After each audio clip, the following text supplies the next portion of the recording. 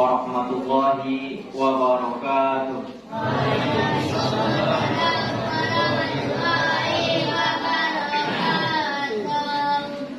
Alhamdulillah. Alhamdulillahilladzi khalaqal mauta wal hayata liyabluwakum ayyukum ahsanu amala wa huwal azizul ghafur.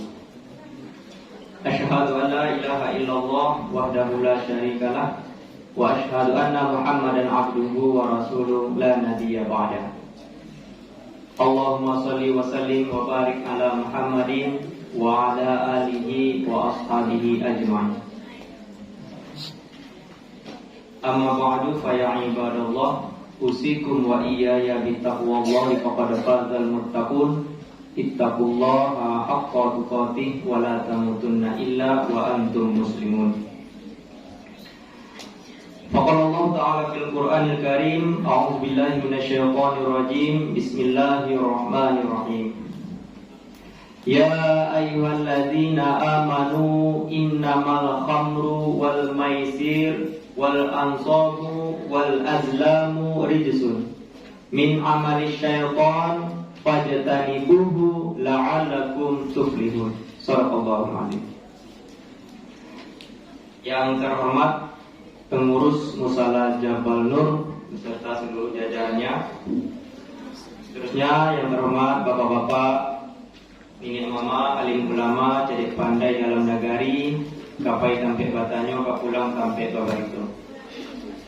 Seterusnya yang kami hormati ibu-ibu tunduk kandung, limpah peh rumah dan gadang, kok lapar sampai minta nasi, kok awit sampai minta air. Dan yang kami banggakan, pemuda-pemudi, santriwan dan santriwati yang hadir pada malam hari ini. Puji syukur alhamdulillah, sama-sama kita ucapkan atas kehadiran Allah Subhanahu wa taala, atas limpahan rahmat, nikmat dan karunia-Nya, sehingga sampai hari ini, sampai jam ini, bahkan sampai detik ini, kita masih bisa menghirup udara yang Allah berikan pada kita. Kita masih bisa melihat keindahan alam semesta. Kita masih bisa mendengarkan berbagai macam suara. Masih bisa melangkahkan kaki dan menghayungkan tangan menuju rumah Allah yang sama-sama kita cintai. Singkat kata, walau bagaimanapun situasi dan kondisi kita pada hari ini, maka sepantasnya dan sepatutnya lah kita bersyukur kepada Allah. La in syakartum la azidannakum wa la in kafartum inna azabi lasyadid. Barang siapa yang mensyukuri nikmatku kata Allah, maka akan kutambah nikmatku padanya.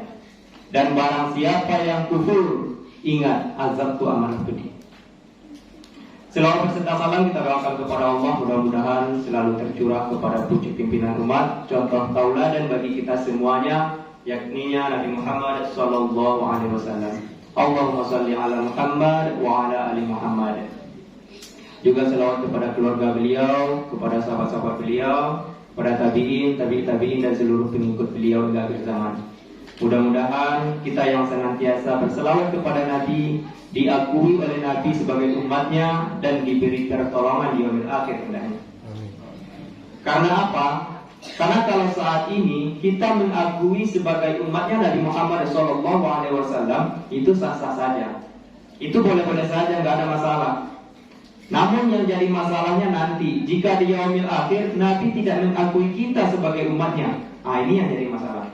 Karena tidak ada lagi naungan dan syafaat kecuali dari beliau. Mudah-mudahan kita yang senantiasa berselawat kepada Nabi diakui sebagai umatnya dan diberi pertolongan di yaumil akhir hendaknya. Amin. Amin ya Allah.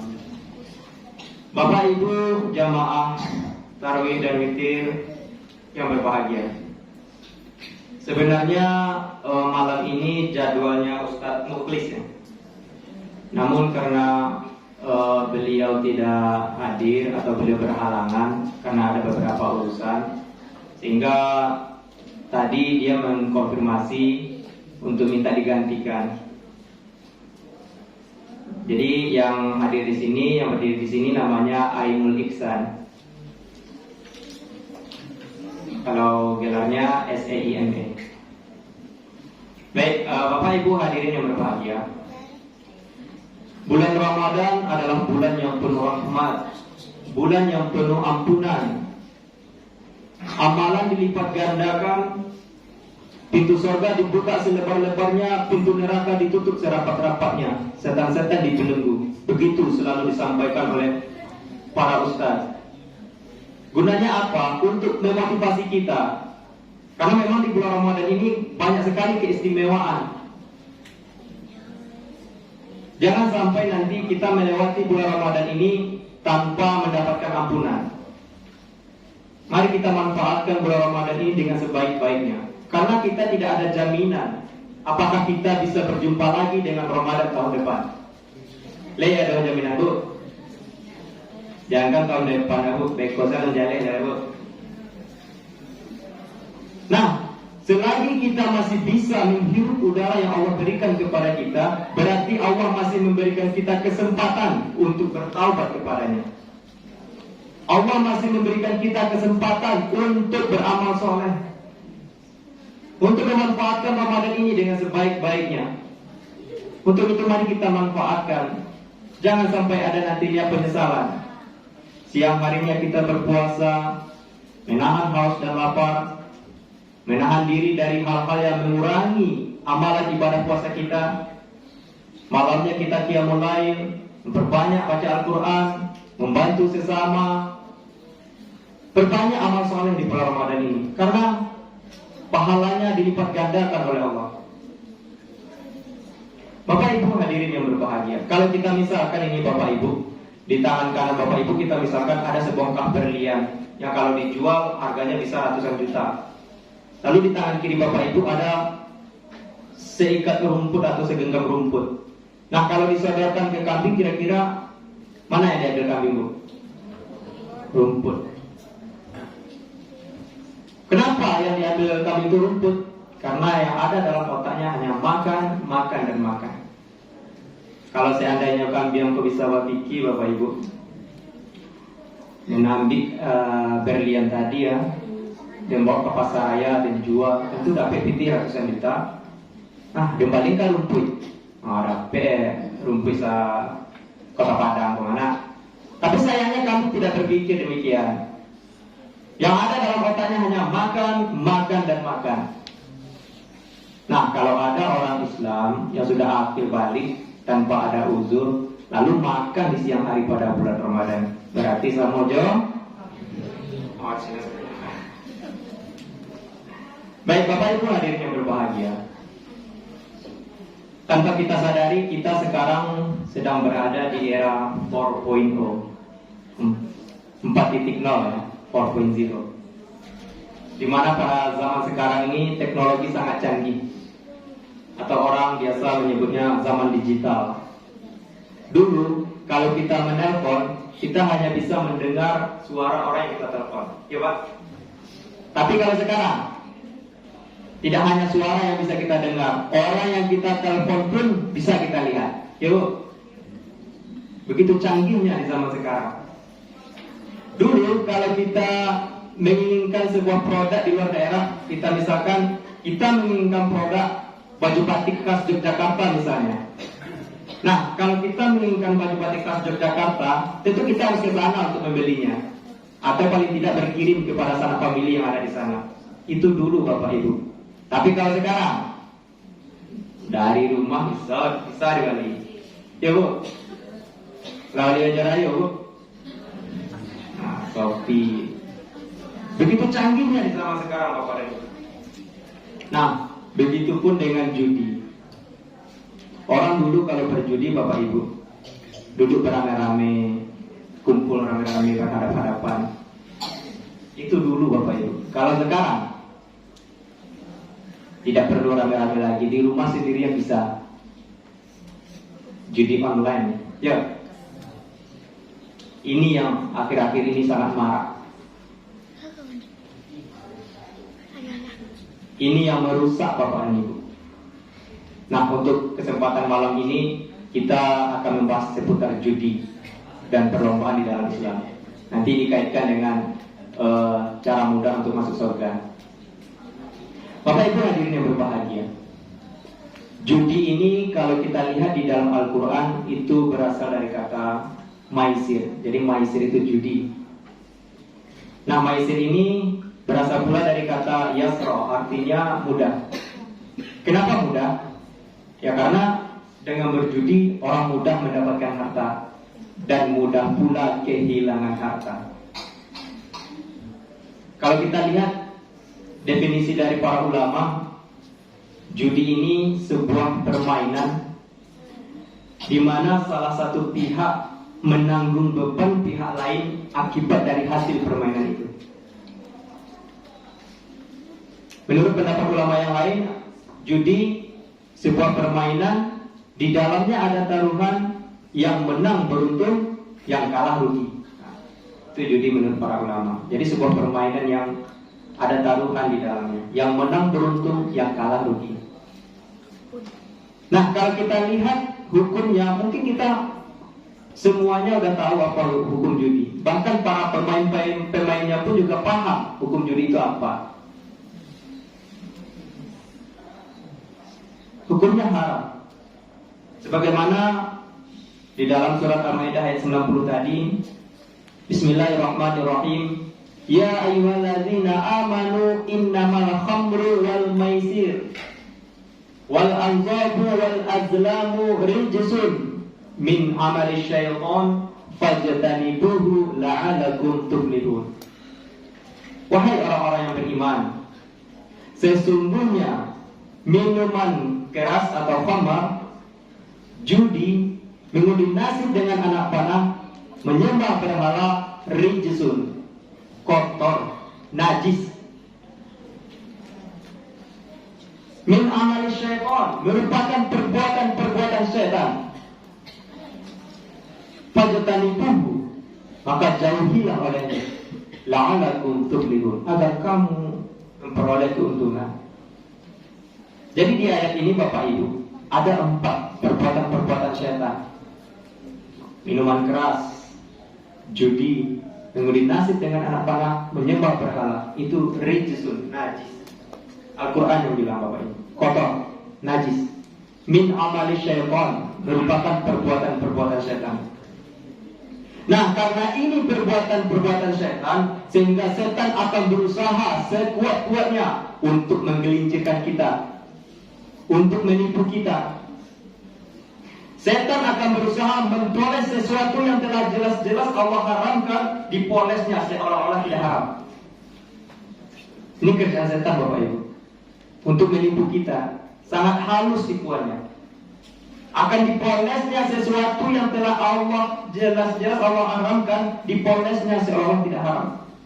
Apakah itu setan dari golongan jin ataukah setan dari golongan manusia? Alladzi yuwaswisu fi sudurin nas minal jinnati wan nas. Setan itu akan membisikkan ke dalam dada manusia, dari golongan jin ataukah manusia.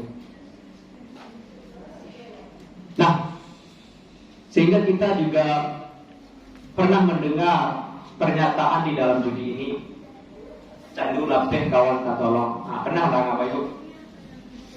Itu kalau kita dengar secara sepintas itu kan baik. Keinginan kita lepas bisa menolong teman, ya kan? Tapi sebenarnya bagaimana? Nah, ini cara setan untuk menggelincirkan kita. Dipolesnya Bapak Ibu, yang jelas Allah haramkan, dipolesnya seolah-olah tidak haram. Ada pula istilah sedekah sekarang, seolah-olah Islami, seolah-olah syariah. Sangat halus tipuannya, sehingga banyak membuat orang terpedaya akan syariah, sedekah. Mulai di bulan puasa. Puasa kalau sedekah kan banyak pahalanya, Ibu. Nah, ini sangat halus tipuannya Bapak Ibu. Padahal dia judi, tapi dikasih embel-embel. Sama aja itu daging babi lalu dikasih label daging sapi. Nah, halus tipuannya Bapak Ibu. Fajtanibuhu, kata Allah, maka jauhilah olehmu. Kata fajtanibuhu ini lebih keras daripada kata haram Bapak Ibu. Kalau haram kita dilarang melakukan, tapi kalau fajtanibuhu, jauhilah. Mandake saya tidak boleh Bapak Ibu, apa boleh melakukan. Sama dengan zina, wala taqrabuz zina, jangan dekati zina. Anda saya tak boleh ya, aku boleh melakukan.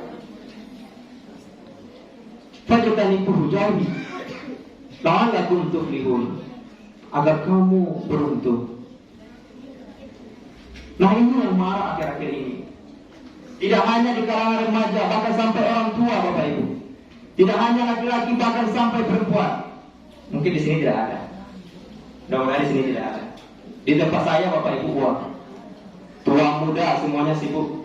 Bahkan ketika saya khatib pun, wah, ini sibuk di belakang. Sibuk. Ini yang merusak. Kadang lagi imbau-imbau, kadang Bapak Ibu, ada terangkan ya, saking sibuk ya. Karena penyakit judi itu Bapak Ibu hanya dua, menang ketagihan, kalah penasaran. Nah dari dua inilah muncul kecanduan. Kalau lah candu pun apa yang baik. Kalau lah candu pun apa ya? Banyak dampaknya Bapak Ibu. Dilanjutkan ayatnya, innama yuridu syaitanu an yuqi'a bainakumul adawah wal baghdha'a fil khamri wal maisir wa yasuddakum an dzikrillah wa 'anis shalah fa hal antum muntahun. Ini dampak judi yang pertama Bapak Ibu di dalam ayat 91-nya. Sesungguhnya setan itu bermaksud hendak menimbulkan permusuhan dan kebencian di antara kamu.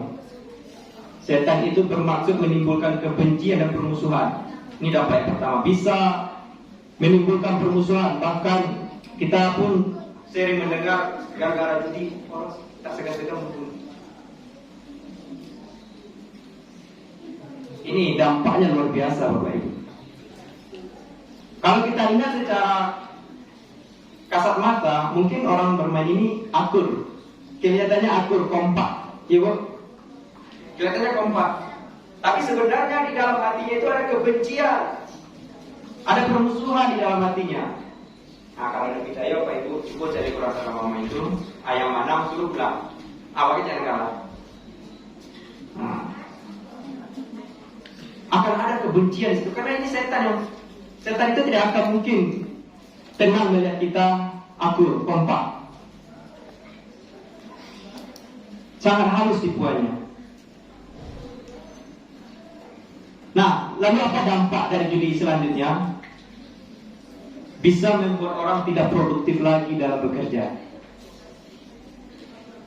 Kalau orang tak sama dengan judi online itu Bapak Ibu, kurang sangat produktif lagi, karena. Tapi kalau kini Bapak Ibu, carilah di kantor-kantor.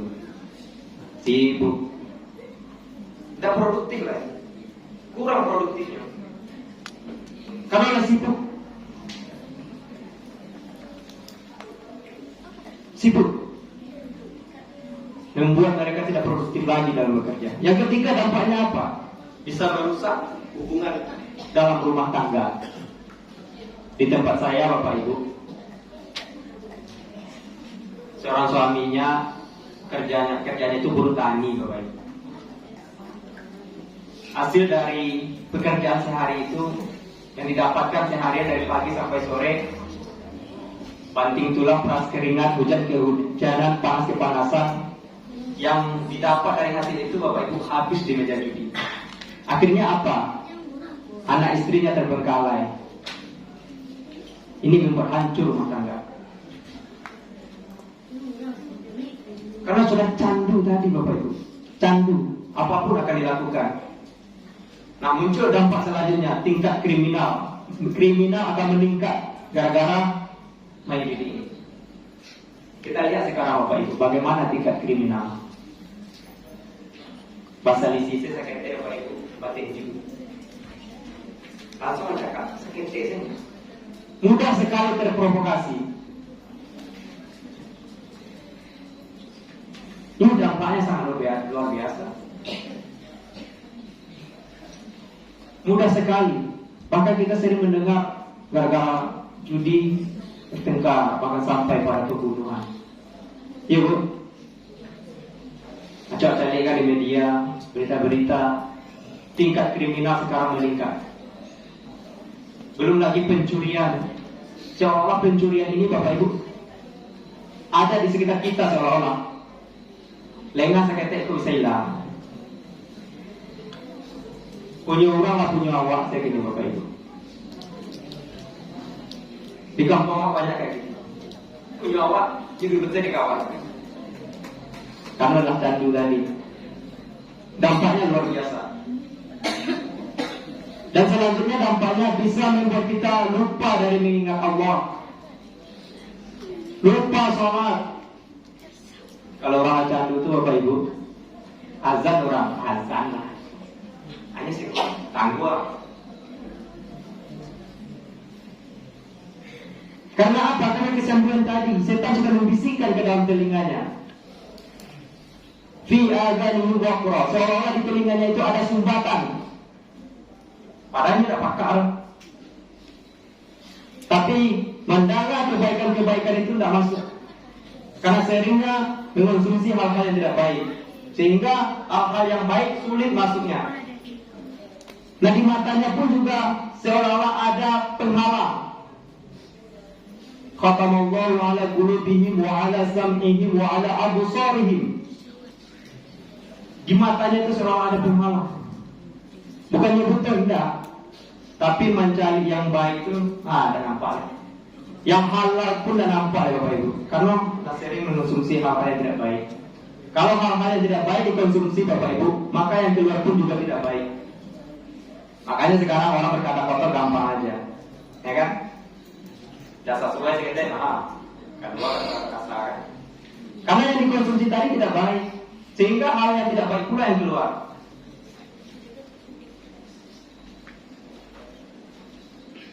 Ini yang marah akhir-akhir ini. Seolah-olah ini hal yang biasa bagi sebagian orang. Tidak takut dengan azab Allah. Ini sudah menentang. Padahal Allah mengharamkan, bahkan lebih tegas daripada haram. Jauhilah fajtanibuhu, jauhilah olehmu. La'allakum tuflihun, agar kamu beruntung.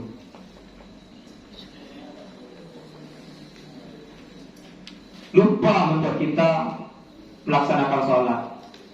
Padahal di bulan puasa ini pahala sholat itu sangat luar biasa. Yang sholat sunat saja di hari yang lain dinilai sama dengan pahala sholat wajib.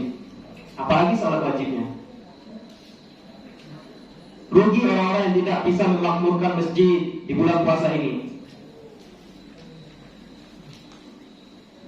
Bulan Ramadan itu kan cuma sekali dalam setahun ya Bu ya. Sebulan kan ya. Kalau tak lewat sebulan menunggu apa ini.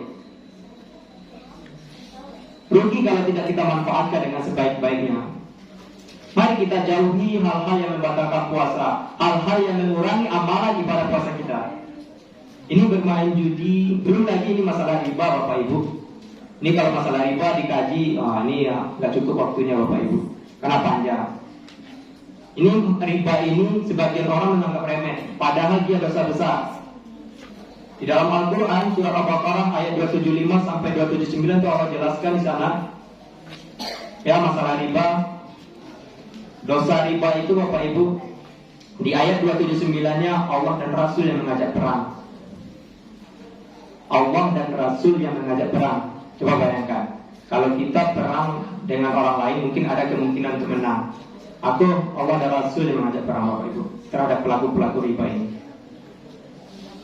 Kalau orang bercakap di orang komplek Bapak Ibu, mungkin bisa pindah ke komplek lain. Kalau orang bercakap di orang Padang, tentunya mungkin orang bisa pindah ke provinsi lain. Kalau orang bercakap di orang Indonesia, mungkin bisa pindah ke negara lain. Tapi kalau Allah dan Rasul yang memerangi agama awal ya. Dosa besar, tapi sebagian orang meremehkan. Ada 73 tingkatan dosanya berdasarkan sebuah hadis. Paling rendah dari dosa riba itu Bapak Ibu sama dengan berzina dengan orang tua sendiri. Nah, coba bayangkan. Kalau kita berzina dengan teman, dengan pasangan atau dengan siapa itu sudah dosa besar. Nah ini disandingkan dengan orang tua. Kalau pelakunya laki-laki berarti berzina dengan ibunya. Kalau dia perempuan berarti berzina dengan ayahnya. Itu paling rendah levelnya di riba Bapak Ibu. Belum lagi tingkatan yang lain. Ayat Al-Baqarah 279 tadi, Allah dan Rasul yang mengajak perang. Sangat mengerikan, ngeri banget. Tapi sebagian orang meremehkan. Nah ini sayangnya. Sebagian orang meremehkan dan menganggap biasa. Nah ini masalah riba ini panjang nanti pembahasan. Kita fokus ke yang sini dulu. Nah, di bulan puasa ini mari kita jauhi hal-hal yang mengurangi amalan ibadah kita.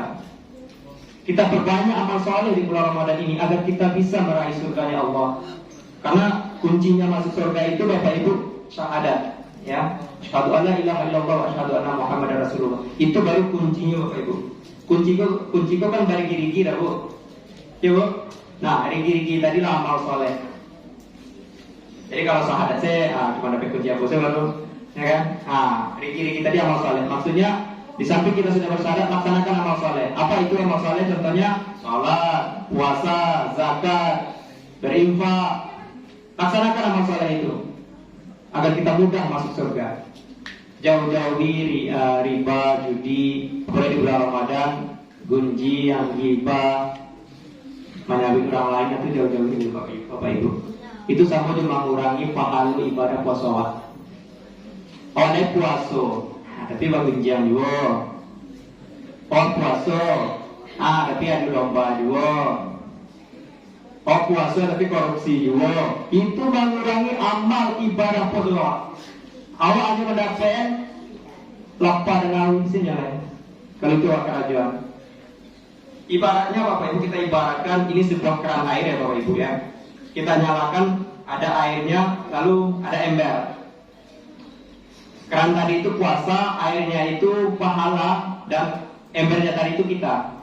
Kalau embernya bagus, tentu akan cepat penuh dengan air, akan banyak dapat air. Tapi kalau embernya ini bocor,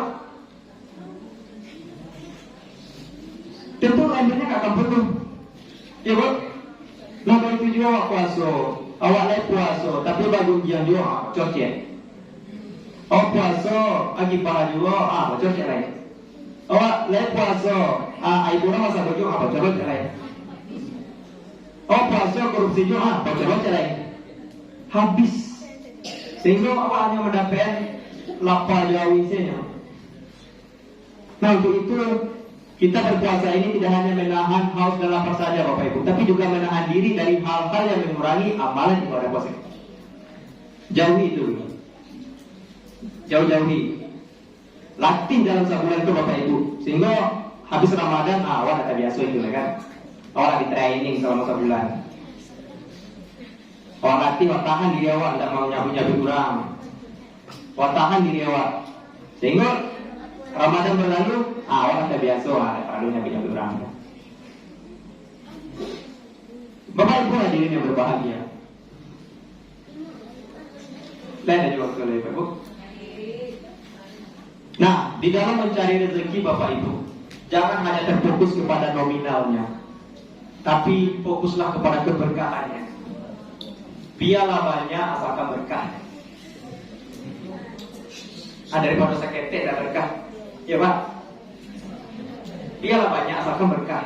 Keberkahan itu nomor lalu, biarlah banyak. Yuk.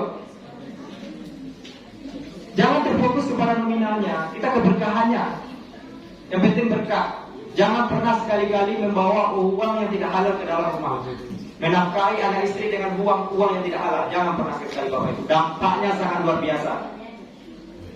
Dampak dari harta haram ini sangat luar biasa Bapak Ibu. Di antara dampaknya, gak akan ada keberkahan di rumah itu, gak akan ada ketenangan. Walau awak cari secara kasat mata, orangnya beradu, orangnya kayu, serba ado. Tapi kalau berasal dari uang yang tidak halal, enggak akan ada ketenangan, enggak akan ada keberkahan. Nah, mari kita jauhi.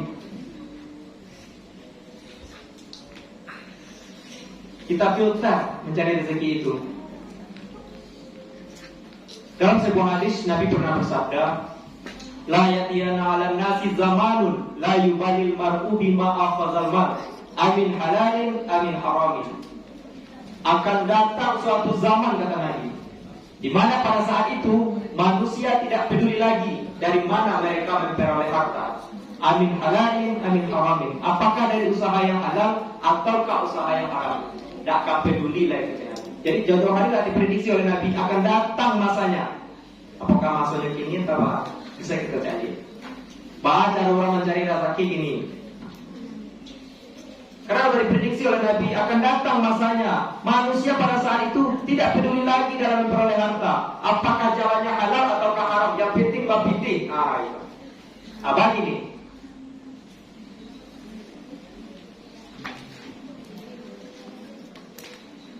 Untuk itu mari kita filter dalam mencari rezeki itu. Kita pilih-pilih. Ambil, bawa yang baik-baik ke dalam rumah.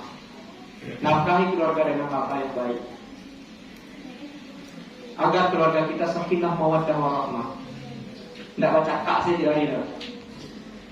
Aku baca kasih tiap hari. Bapak Ibu hadirin yang berbahagia, di bulan Ramadan ini mari kita tinggalkan semua itu. Kita latih diri kita untuk beramal soleh. Jangan beramal salah. Jangan salah. Beramal soleh bukan beramal salah. Selagi kita masih bernafas, berarti Allah masih memberikan kita kesempatan untuk memperbaiki diri kita, untuk bertaubat kepada Allah. Bertaubat kita kalau kita memang banyak salah. Karena memang manusia ini tempatnya bersalah.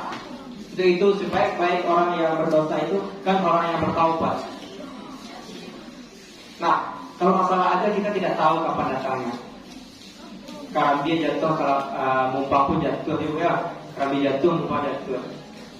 Karena kematian itu tidak melihat dia kaya atau miskin, tidak. Kematian itu tidak melihat dia sehat atau sakit, tidak. Yang sakit mati, yang kaya mati dulu. Untuk itu mari kita persiapkan diri kita. Manfaatkan Ramadan ini dengan sebaik-baiknya. Baik, Bapak Ibu, mungkin kalau dirangka bunyi panjang, elok kita gulung ya singkat ya Bapak Ibu. Selagi kita masih bisa bernapas, kita manfaatkan sisa-sisa umur kita ini dengan berbuat baik, beramal soleh, bertaubat kita. Mudah-mudahan hidup kita ke depannya lebih berkah lagi.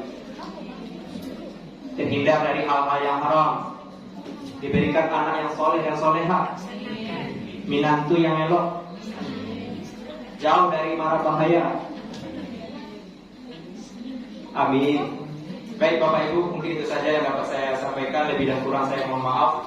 Saya akhiri dengan Assalamualaikum warahmatullahi wabarakatuh.